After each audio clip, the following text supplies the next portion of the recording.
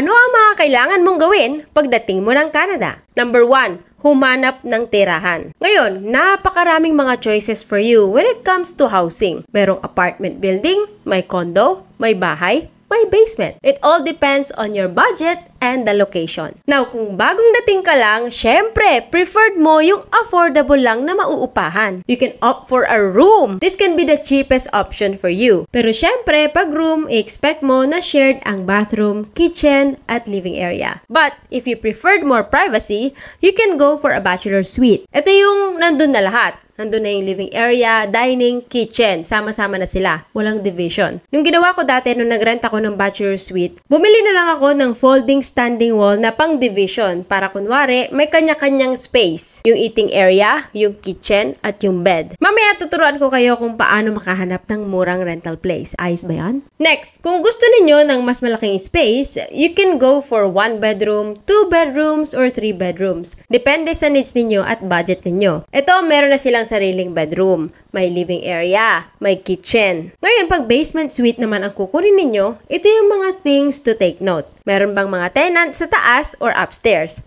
Kasi syempre, ayaw mo yung may maingay, di ba? Let's say for example, may family or may mga kids sa taas, hindi ka makakatulog niyan pag kunwari maraming mga footsteps na naririnig ka o kaya mga nagsisigawan, nagtatakbuhan. Now, tuturuan ko na kayo ngayon kung paano makahanap ng rental place. Okay, number 1 is my favorite of all time. Kijiji. You can just go to kijiji.ca, you can set your location, and then find real estate, and then look for rent. Makikita mo na dito yung mga available units. Now, make sure na basahin ninyong maigi kung ano ang mga kasama sa rent at details ng rental place. Kung furnished pa siya or hindi. Pag sinabing furnished, ano ang mga kasamang furniture? Meron bang bed? Gaano kalaki yung bed? May tables ba? May chairs? Etc.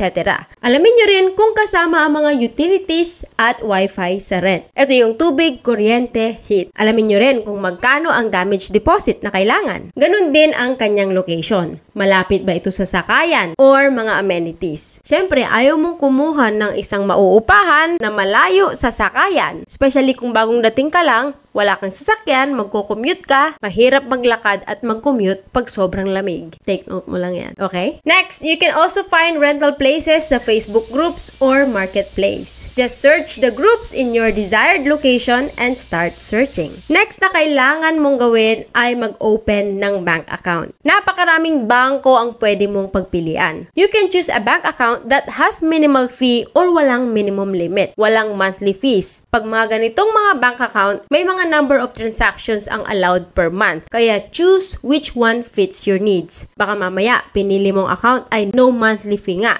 Pero kapag nag-overlimit ka naman sa mga transactions, may bayad na yung mga yon. Kaya baka mapamahal ka pa kumpara sa kung kukuha ka na may monthly plan pero unlimited naman ang transactions. But when you are just starting out, I would go for no monthly fee and then upgrade ka na lang later once na nakasettle ka na. Next you need to do is to get a social insurance number or SIN. To work in Canada or access government programs and benefits, you need a 9-digit number known as social insurance number. Ito, pwede mong i-apply online, pwede ring in person sa mga Service Canada offices or by mail. Kailangan mo lang i-submit yung mga needed requirements. Next na gagawin mo ay mag-apply ng health insurance card. Provincial and territorial governments have different insurance plans and waiting periods. If your province or territory requires you to wait before you are covered under their health insurance plan, it is good idea to have private medical insurance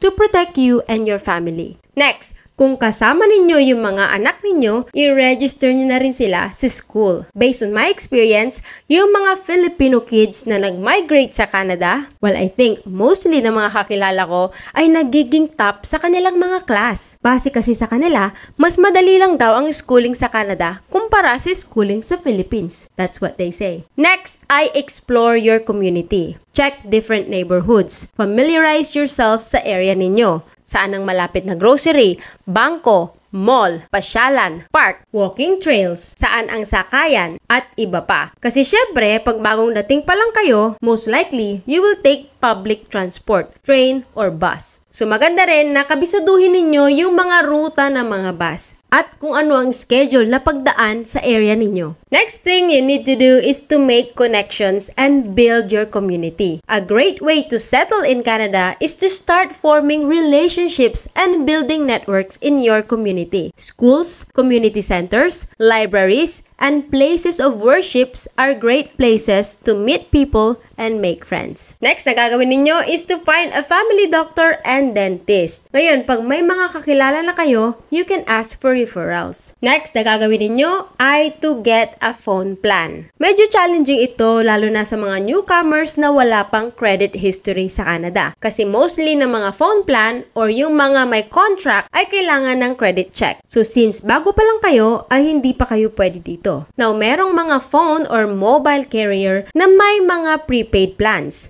I think that's the best option for you habang nagbibuild pa kayo ng credit history. Now, kung may dala naman kayong mga phones, dapat naka-unlock siya at compatible sa mobile frequencies ng Canada para kahit na anong carrier ang gamitin ninyo ay pwede. You can also check the specs of your phone if it's compatible and usable sa Canada. Next, get a credit card. This one I would highly suggest para makastart na kayo kaagad mag-build ng credit history. Now, ang kunin ninyo ay mga prepaid credit cards kasi mostly na mga regular credit cards nire-require ang credit check. So since wala pa kayong credit history, ay hindi pa ito pwede sa inyo. Ang mga prepaid credit cards ay ito yung mga cards na lalagyan nyo muna ng pera bago nyo ito magamit. Now, alam ko na may mga ilan na mga banks na nag-offer ng mga credit cards to newcomers na hindi nagre-require ng credit check. So better check those options. I also have a list of credit card companies that are good for newcomers. I will put a link down in the description so you can check it out. Next na kailangan ninyong alamin at tandaan ay ang 3 numbers na ito, 911. In case there are emergencies, this is the number to call. They can dispatch emergency responders such as police, firefighters, and